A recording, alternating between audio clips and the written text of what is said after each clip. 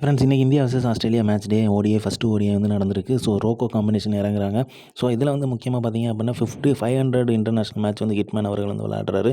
So அதனால் வந்து பார்த்தீங்க அப்படின்னா இன்றைக்கி ஆட்டம் வந்து கலக்கட்டும் அப்படிங்கிற எக்ஸ்பெக்டேஷனோடு தான் ஆரம்பிச்சது. ஸோ இந்தியா வந்து பேட்டிங் பண்ணாங்க. அதில் வந்து பார்த்தீங்க அப்படின்னா ஹேசல்வுட் பாலில் ஃபஸ்ட்டு வந்து ரோஹித் சர்மா அவரோட விக்கெட்டை வந்து இழந்துட்டாங்க 8 ரன்கள் இருக்கும்போது. அதுக்கப்புறம் பார்த்தீங்க அப்படின்னா விராட் கோலி அவர்கள் வந்து டக் அவுட் ஆகிட்டார். இன்னொரு பக்கம் பார்த்திங்க அப்படின்னா கேப்டன் கில்லும் வைஸ் கேப்டன் ஸ்ரேயஸ் ஐயர் நின்று விளையாடுவாங்கன்னு பார்க்கும்போது கேப்டன் கில் அவர்களும் வந்து எலிஸ் பாலில் வந்து விக்கெட்டை வந்து இழந்துட்டு போயிட்டார். அதுக்கப்புறம் பார்த்திங்க அப்படின்னா மழை வந்துச்சு, மழை வந்து இன்டரப்ட் பண்ணுச்சு. ஸோ வந்து கேம் வந்து இன்னும் தள்ளி போச்சு. அதுக்கப்புறம் பார்த்திங்கன்னா திருப்பியும் விளையாட ஆரம்பித்தாங்க. ஸ்ரேயஸ் ஐயர் அவரோட விக்கெட்டை வந்து அங்கே வந்து கொடுத்துட்டாரு.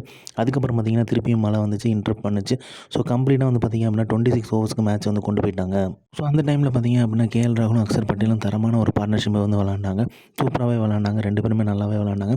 அக்சர் பட்டேல் பார்த்திங்க அப்படின்னா 31 ரன்கள் எடுக்கும்போது ஆட்டம் இழந்துட்டார். அதுக்கப்புறம் கேஎல் ராகுல் பார்த்திங்க அப்படின்னா 2 சிக்ஸஸ் 2 ஃபோர்ஸ்னு சொல்லி சூப்பராக விளாண்டார். வேறு லெவலில் விளாண்டார். 38 ரன்ஸ் எடுத்தார். ஸோ அதுக்கப்புறம் பார்த்திங்க அப்படின்னா யாருமே அந்தளவுக்கு அடிக்கலை. ஸோ திருப்பி இந்தியா வந்து தடுமாற ஆரம்பிச்சது. நிதிஷ்குமார் ரெட்டி ஃபைனலாக வந்து 2 சிக்ஸஸ் அடித்தார். ஸோ 19 ரன்கள் எடுத்தார்.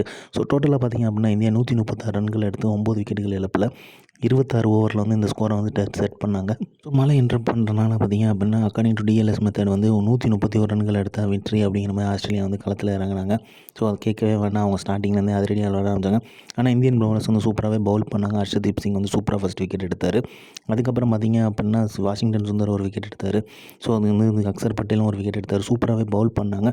பட் ஆனால் ஸ்கோர் வந்து ரொம்ப கம்மியாக இருந்துச்சு. அதனால் வந்து அவங்களால டைட் பண்ண முடியல. மிச்சல் மார்ஷ் வந்து தன்னோட வேலையை வந்து செமையாக பண்ணார். அதிரடியாக விளாண்டது தான் சொல்லணும் ஆஸ்திரேலியா கேப்டன்.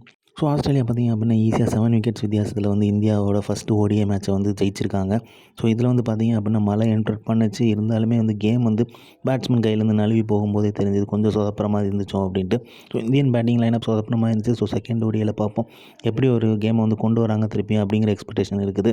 ஆஸ்திரேலியன் சாயிலில் வின் பண்ணுறது கொஞ்சம் டஃப்பான விஷயமா இருந்தாலுமே கண்டிப்பாக இந்தியன் பவுலர்ஸும் பேட்ஸ்மேனும் நினச்சா ஜெயிக்க முடியும் அப்படிங்கிறதோட இந்த மாதிரி கிரிக்கெட் அப்டேட் தெரிஞ்சுக்கிறதுக்கு லைக் பண்ணுங்கள், ஷேர் பண்ணுங்கள். இப்போ இந்த இன்சைட்ஸ் வந்து சப்ஸ்கிரைப் பண்ணுங்கள். தேங்க்யூ.